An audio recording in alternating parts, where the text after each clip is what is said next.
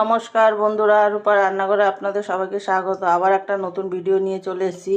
এই যে আজকে রান্না করবো এই যে বাচা মাছ, কাতলি মাছ, তারপরে দিয়ে এটা বেলে মাছ, চার পাঁচ রকমের মাছ আছে, মিক্স মাছ একটা রান্না করব। এটা কাঁচাই রান্না করব। এখানে নিয়েছি কচি কচি কলমির ডগাগুলো, আর এখানে একটু টমেটো কেটে নিই। এখানে কড়াইতে তেল দিয়ে দিয়েছি, তেলটা গরম হয়ে গেছে, কালো জিরে ফোড়নে দিয়ে দেবো। এখানে দিয়ে দিচ্ছি পরিমাণ মতো নুন, পরিমাণ মতন হলুদ। এখানে আমি জিরে আর লঙ্কা বেটে নিয়েছি, সেটা দিয়ে দিচ্ছি। রান্নাটা পুরো কাঁচা লঙ্কাই হবে।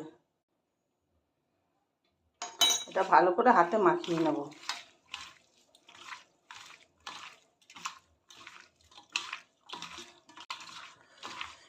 মাখানো হয়ে গেছে, এবার তেলটা গরম হয়ে গেছে, তার মধ্যে ঢেলে দেবো।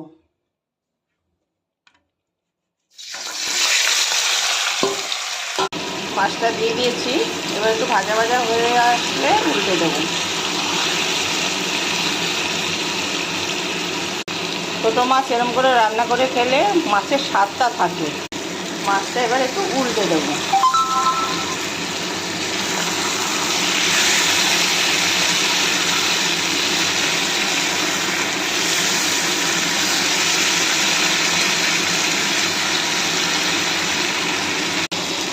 মাছটা এক পিঠ ভাজা ভাজা হয়ে গেছে, আরেক পিঠ উল্টে দিয়েছি।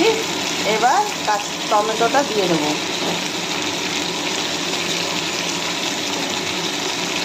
দিয়ে কলমি শাকের ডাঁটাগুলোও দিয়ে দেবো।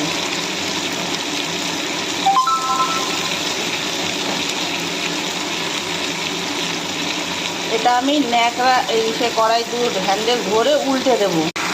দেখুন উল্টে দিয়েছি। এবার মশলা ধোয়া জলটা দিয়ে দেবো। হালকা করে নেড়ে দেবো। একটু ঢেকে রাখবো।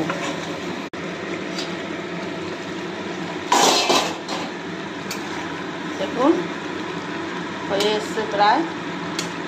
যে ডাঁটাগুলো সেদ্ধ হয়ে গেছে, একদম কচি তো, এগুলোও সেদ্ধ হয়ে গেছে। তরকারিটা প্রায় হয়ে গেছে, এবার ধনেপাতা দিয়ে দেবো। ঠিক এরকম গায়ে মাখা মাখা থাকবে। আপনি এরকম করে কারা কারা খেয়েছেন কলমি শাক ডাঁটা দিয়ে, কলমি ডগা, কমেন্টে জানাবেন। লাইক শেয়ার সাবস্ক্রাইব করবেন। আবার একটা নতুন ভিডিও নিয়ে দেখা হবে।